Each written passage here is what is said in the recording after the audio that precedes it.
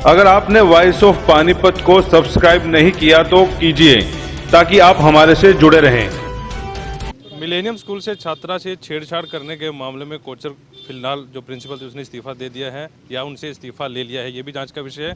फिलहाल मेरे साथ स्कूल के कुछ पेरेंट्स हैं और स्कूल के टीचर हैं, इनसे बातचीत करते हैं। आप किस लिए आए हैं यहाँ पे? हम यहाँ पर आए हैं कि लोगों के सामने सच्चाई सामने आए। अब तक तो आपने सिर्फ जो खबरों में पढ़ आ रहा है आपको वही लग रही है, सबको लग रहा है, पूरे शहर को लग रहा है, पूरे देश को लग रहा है कि वो सच्चाई है, लेकिन वो सच नहीं है। वो सच को दबा दिया गया है। हम आज सबके सामने सच्चाई लाने के लिए आए हैं। उस दिन बच्ची जब क्लास में आई उसको पेपर डिस्ट्रीब्यूट किया गया। बच्ची ने बोला कि उसको उल्टी आ रही है, तो उसको वॉशरूम भेजा गया ताकि वो जाए।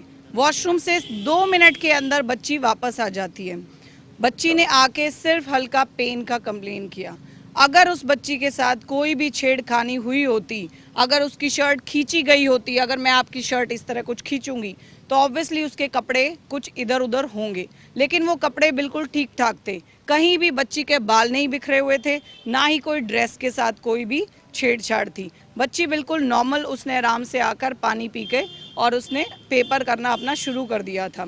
5 मिनट बाद फिर उसने मुझे सिर्फ उल्टी की कंप्लेन करी कि मुझे दोबारा उल्टी आती है, जो कि पहले भी जब पहले एग्ज़ाम हुए हैं उनमें भी ये लगातार होता रहा है, पीछे भी। तो इस बार भी ये नॉर्मल प्रोसीजर था कि नॉर्मल उसको एग्जाम्स के टाइम में होता है। तो फिर ये बच्ची ने ये आरोप क्यों लगाया कि मेरे साथ छेड़छाड़ हुई है?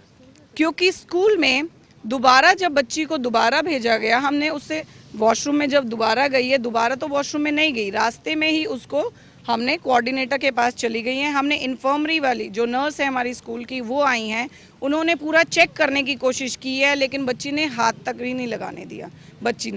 बच्ची के पास उसको देखकर ऐसा बिल्कुल नहीं लग रहा था। अगर किसी छोटे से बच्चे को अगर मैं यहाँ पे एक थप्पड़ भी लगा देती हूँ तो बच्चा शायद बहुत देर तक रोता रहेगा और ना ही वो कुछ कर पाएगा, उसका मेंटल स्टेट खराब हो जाएगा।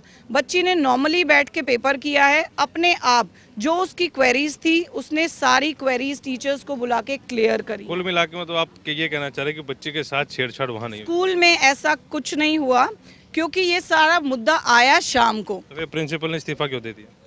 प्रिंसिपल ने इस्तीफा नहीं दिया, प्रिंसिपल पर प्रेशर बनाया जा रहा है दूसरे पक्ष की तरफ से, इतना ज्यादा अंडर प्रेशर, इसीलिए हम लोगों को सामने आना पड़ा। प्रेशर तो गिरफ्तारी का भी था। क्या हो गई तो मुद्दा है वही तो, इसीलिए तो हम सबको सामने आना पड़ा कि क्यों गिरफ्तार किया जाए। अगर ऐसा कुछ भी है, मैम ने तो हमेशा सपोर्ट किया। जो भी अगर उस टाइम पुलिस ने डिमांड की कि इन स्वीपर्स को बुलाओ, इन बंदों को बुलाओ, मैम ने तभी सबको दे दिया। मैम ने एक बार नहीं बोला कि ये बंदा नहीं आया या एक बंदा नहीं आएगा, सब लोग जो भी बोला। आप ये बताएं, आप यहाँ आए हैं, प्रिंसिपल के सपोर्ट में आई हैं, बच्चे से छेड़छाड़ नहीं हुई है, तरुण के सपोर्ट में आई है, किस लिए आए आप यहाँ?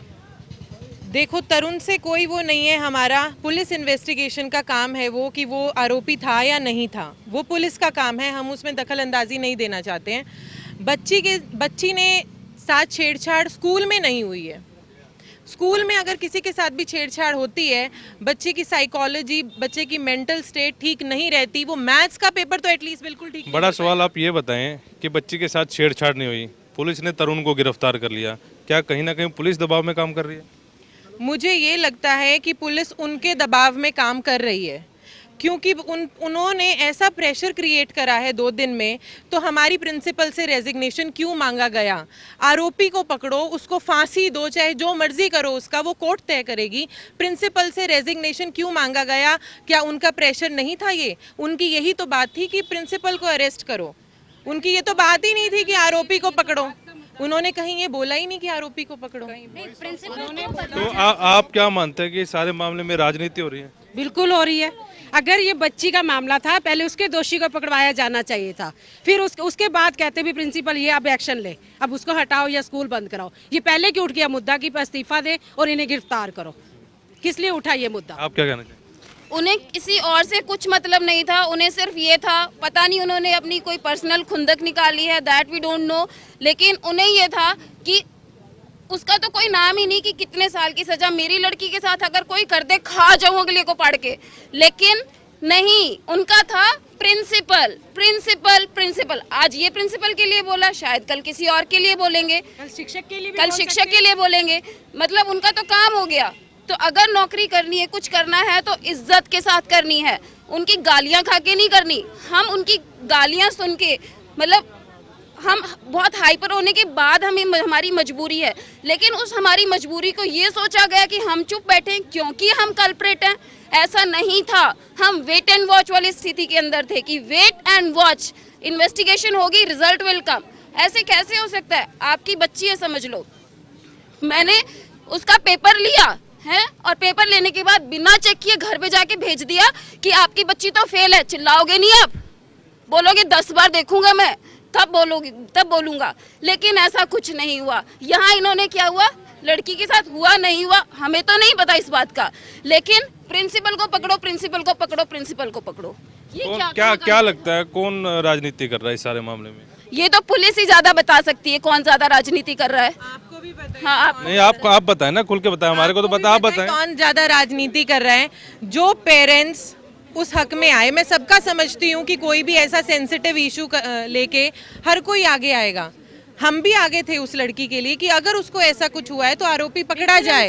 हम अभी भी उसके साथ हैं, पर मुद्दा क्या है वो हम जानते हैं। हमें सब, अब आप भी जानते हैं कि मुद्दा सिर्फ आरोपी का नहीं है, प्रिंसिपल का है। आरोपी का तो है ही नहीं, प्रिंसिपल का है।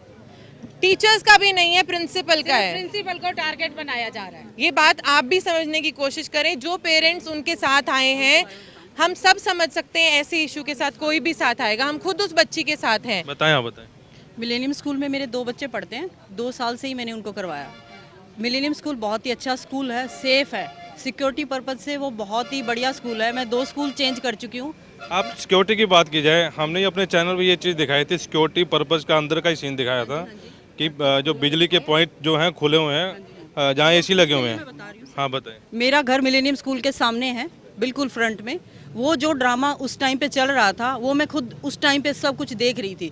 वो जो चीजें डाली है उन्होंने, वो किसी दूसरे स्कूल की फोटो उसमें डाली हुई। मैं खुद था वहाँ पे, मैंने खुद वो रिपोर्ट की। मैं आपके सामने लाइव दिखा सकता हूँ। हाँ जी सर, वो भी मैंने देखा है सर। वो जो आप झूठ क्यों बोल रहे हैं? नहीं, मैं सर क्यों झूठ बोल रही हूँ? आप कह रहे हैं किसी और स्कूल का डाला गया है। मैं आपको बता रही हूँ ना सर, वो जो मतलब जो लेडीज वहाँ से जा रही थी, मैंने उनसे बात की है, तो मैंने उनको फोटोज उन्होंने दिखाए हैं कि खुला पड़ा है, और ये इंडियन शीट्स के उन्होंने वो दिखाए हैं। और बल्कि बता रहे मिलेनियम स्कूल में कोई भी सारी वेस्टर्न शीट्स हैं, इंडियन शीट्स तो कोई है ही नहीं। मैम आप ही बताओ, हो गई? जो एसी के पार्ट खुले हुए हैं, वो मैंने नहीं देखे हैं। मैं बता रही हूँ टॉयलेट्स का मुद्दा था ना, मैं उस चीज के लिए नहीं कह रही। जो वहाँ पे जा रहे थे, मेरा सामने घर है। हाँ जी, टॉयलेट्स के बिल्कुल साफ है। हाँ जी, छत, हाँ जी, वो जो छत का दिखा रहे थे, वो जो ऊपर से वो दिखा रहे थे, वो सारा। मैंने अपने बच्चों से पूछा कि बेटा ऐसा है? उन्होंने कहा नहीं मम्मा, हमारे स्कूल में इतनी टूटी फूटी कोई भी नहीं है, एक भी नहीं है। देखो मैं वहाँ पे नहीं जाती, बच्चों से मैंने अपने से पूछा। कुल मिलाकर स्कूल के टीचर्स भी सामने आए। इनका ये कहना है कि मैडम के साथ राजनीति हो रही है, और जो राजनीति करने वाले लोग हैं वही मैडम को पकड़वाने की बात कर रहे हैं। हालांकि ये लोग मान रहे हैं कि बच्चे के साथ छेड़छाड़ नहीं हुई। फिलहाल ये सारा मामला जांच का विषय है। अब देखना होगा कि पुलिस इसमें क्या जांच करती है। प्रदीप पंचाल के साथ कुलवंत सिंह, वॉइस ऑफ पानीपत। इन्होंने फर्स्ट पॉइंट तो यही है कि जो भी वीडियो फुटेज है उससे छेड़छाड़ हुई है। क्या मामले की जांच कर रहे हैं और क्या हमने कोई छेड़छाड़, ये तो इन्वेस्टिगेशन का टॉपिक है। ये हमने फुटेज जो है FSL में भेज दिए। जैसे ही उसकी रिपोर्ट आएगी उसके आधार पर कार्रवाई होगी। मैडम कल एक वीडियो भी आई थी जिसमें वो तरुण जो आपने पकड़ रखा है, उसमें ये दिखाया था कि वो लड़का था ही नहीं उस टाइम स्कूल में। तो क्या वो गलत पकड़ रखा है? वो कोई गलत नहीं पकड़ रखा है। जो भी हमें सबूत आए हमारे सामने उसके आधार पर पकड़ा है, और उसने खुद कन्फेशन भी किया। तो अभी कोचर के खिलाफ कोई अभी इसमें इसका जो इन्होंने ज्ञापन दिया है, इसके बारे में इन्होंने ये लिखा है कि प्रशासन हमारे साथ हमारा साथ नहीं दे रहा है। ऐसा कुछ नहीं है, प्रशासन का सहयोग है। इन्होंने हमारे साथ सहयोग किया। जो भी हमने वहाँ की जांच की है, जो भी सबूत जुटाए, तो इन्होंने सहयोग दिया हमारा। तो कुछ CCTV फुटेज से भी छेड़छाड़ हुई थी, ये बता रहे थे। ये तो अभी जांच का है। FSL की जैसे रिपोर्ट आएगी उसके आधार पे हम बता पाएंगे। तो आप ये SIT कर रही है कि आप? SI पूरी टीम इन्वेस्टिगेशन कर रही है। आज वो अपनी रिपोर्ट बना रहे हैं, हम सौंप देंगे ऐसे।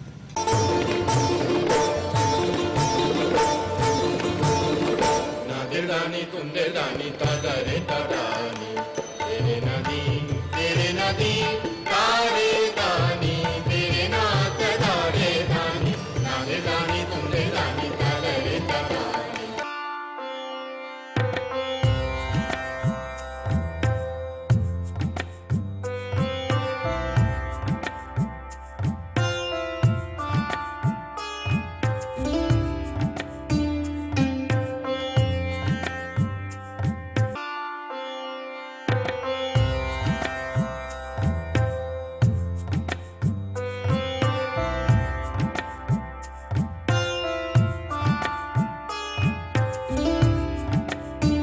देखिए पानीपत के ऐतिहासिक देवी मंदिर से आरती का सीधा प्रसारण हर शाम सिर्फ वॉइस ऑफ पानीपत पर।